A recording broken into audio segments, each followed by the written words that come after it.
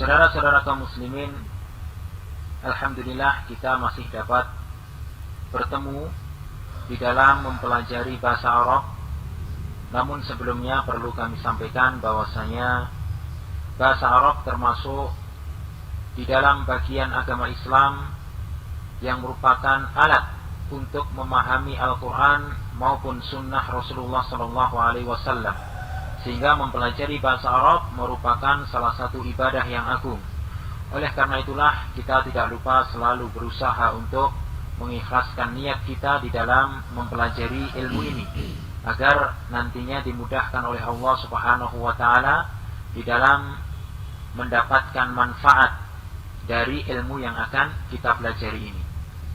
Pada pertemuan kita kali ini kita akan membahas tentang salah satu dari istilah di dalam bahasa Arab, apa yang dikenal dengan al-idhofah. Apa yang dikenal dengan al-idhofah. Yang dimaksud dengan idhofah adalah bentuk penyandaran antara satu kata dengan kata yang lain. Kami ulang bahwasanya yang dimaksud dengan idhofah adalah bentuk penyandaran antara satu kata dengan kata yang lain. Untuk memperjelas dari definisi ini, kita perhatikan contoh berikut. Misalnya kita mempunyai kata Rasulullahi, ya, kita mempunyai susunan kata Rasulullahi. Kita perhatikan Rasulullah tersusun dari dua buah kata, yaitu Rasul dan lafzul jalalah Allah, yang mempunyai arti utusan Allah. Baik, awalnya kita mempunyai kata Rasul, ya, sebagai kata yang pertama yang mempunyai arti utusan. Nah, kita ingin lebih mengkhususkan artinya lagi. Maksudnya, utusannya siapa? Atau utusan dari siapa? Nah, kalau sudah demikian, maka kata Rasul ini harus kita sandarkan pada kata yang lain. Untuk apa? Untuk memperjelas maksud yang kita inginkan. Bahwasanya Rasul atau utusan yang kita maksud adalah utusan dari Allah atau Rasulnya Allah. Ya, maka Rasul baru kita sandarkan pada lafzul jalalah Allah. Artinya Rasulullah yang mempunyai arti utusan dari Allah. Nah, bentuk penyandaran semacam ini di dalam bahasa Arab dikenal dengan al-idhofah.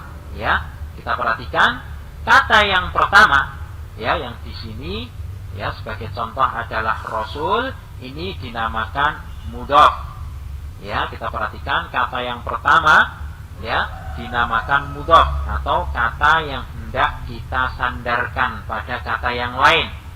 Kemudian kata yang kedua di sini dalam contoh adalah lafzul jalalah Allah, ya, lafaz Allah, ya, dikenal dengan mudhafun ilaihi atau kata yang disandari, ya, kata yang disandari, atau lebih mudahnya bahwasanya susunan idhofah itu terdiri dari dua kata. Kata pertama dinamakan dengan mudhaf, kata yang kedua dinamakan dengan mudhafun ilaihi.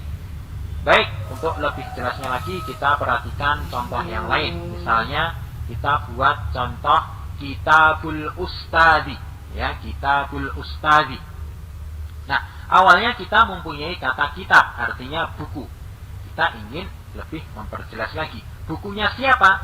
Ya, buku milik siapa? Nah, kalau kita ingin lebih memperjelas maknanya, maka kata kitab tersebut kita sandarkan pada kata yang lain, ya, sehingga terbentuklah susunan idhofah. Misalnya kita sandarkan pada kata al-ustadi, ya, al-ustadi, sehingga menjadi apa? Kitabul Ustadi, buku milik ustadz itu, ya, bukunya ustadz.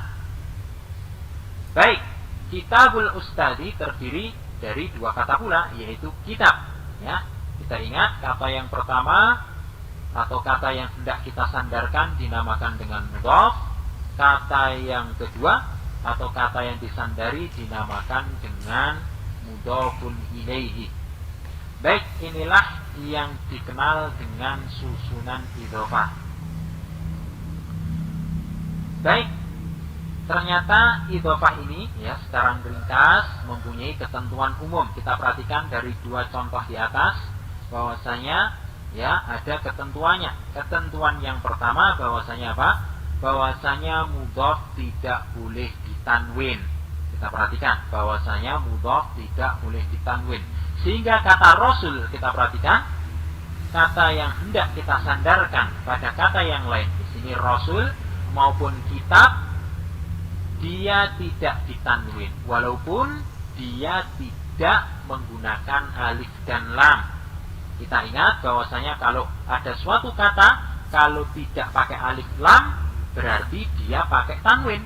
Kalau tidak pakai tanwin secara umum ya pakai alif dan lam. Namun kalau dia menjadi mudhof maka dia tidak boleh ditanwin walaupun tidak menggunakan alif dan lam. Sehingga rasulu atau kitabu ya, rasulu atau kitabu menjadi rasulullahi, kemudian menjadi kitabul ustadi. Baik, ini untuk ketentuan yang pertama. Untuk ketentuan yang kedua yaitu bahwasanya mudhofun ilaih biasanya berharokat akhir kasrah ya, mudhof ilaih biasanya berharokat akhir kasrah. Sehingga kita perhatikan Rasulullahi ya, kita perhatikan lafzul jalalah Allah berharokat kasrah. Demikian pula kitabul ustadi, lafaz ustad di sini ya, kata ustad dia berharokat akhir kasrah. Kemudian ketentuan yang ketiga adalah bahwasanya mudhof dan mudhof ilaih kedua-duanya merupakan isim. Ya, kita perhatikan bahwasanya mudhof dan mudhof ilaih kedua-duanya merupakan isim. Sehingga ketentuan yang ketiga ini ya kiranya menjadi bonus ya, bonus tentang ciri-ciri dari isim. Bahwasanya ciri isim itu idhofah. Ciri isim adalah salah satunya idhofah. Itu tentang idhofah ya, yang tadi kita katakan bahwasanya sebagai bonus dari ciri isim. Sehingga praktisnya bagaimana? Seandainya kita menemukan dua buah kata, ini praktisnya apabila kita menemukan dua buah kata. Kata yang pertama dia tidak bertanwin, namun dia juga tidak memakai alif dan lam. Kemudian kata yang kedua dia berharokat kasrah walaupun tidak kemasukan huruf jar. Ya, kata yang pertama dia tidak bertanwin, kemudian ketemu kata yang kedua dia tiba-tiba kok berharokat kasrah walaupun tidak ada huruf jarnya, maka dua buah kata tersebut kita katakan sebagai isim. Contohnya misalnya kitabul ustad ya, kitab merupakan isim, al ustad merupakan juga sebagai isim. Ini merupakan ya penjelasan singkat tentang idhofah ya. Idhofah sekali lagi juga merupakan salah satu ciri dari isim.